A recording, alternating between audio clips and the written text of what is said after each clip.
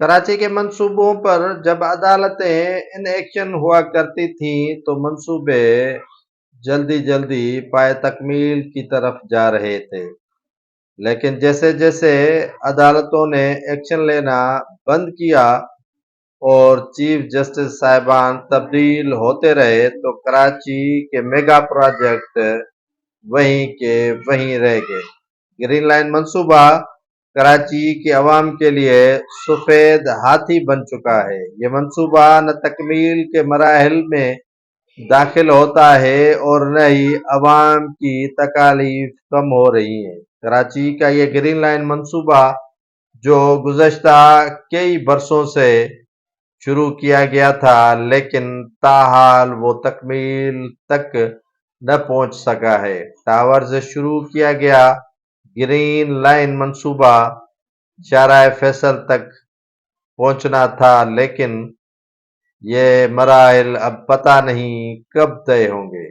یہاں کے کراچی کے باسی جو ٹرانسپورٹ سے تنگ آ کر اور ٹرانسپورٹ کے کمی کی شکایات کا رونا روتے تھے، اب ان کا خواب تھا گرین لائن منصوبہ شروع ہوگا تو ان کا سفر آسان ہو جائے گا، لیکن 15 سال سے زائد عرصہ بیت چکا ہے، نہ یہ منصوبہ تکمیل تک پہنچ رہا ہے اور نہ ہی عوام کی تکالیف دور ہو رہی ہے۔ اس منصوبے کو بنانے کے لیے جو سڑکوں کی کھدائی کی گئی ہے وہ تباہ حالی کا شکار ہو چکے ہیں۔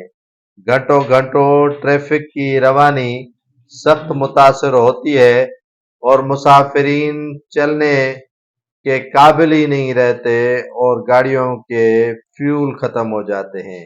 ایمبولنس تو جیسے اس راستے گلستان جوہر اور دیگر جو راستے ہیں گرین لائن منصوبے کی وجہ سے جو بڑے بڑے کھدائی کی گئی سڑکیں ہیں ان سے جانا مشکل بن جاتا ہے۔ مریض تو راستے میں ہی دم توڑ دیتا ہے، لیکن جو چاقو چوبند ہوتا ہے وہ بھی اس راستے سے جاتے ہوئے مریض بن جاتا ہے۔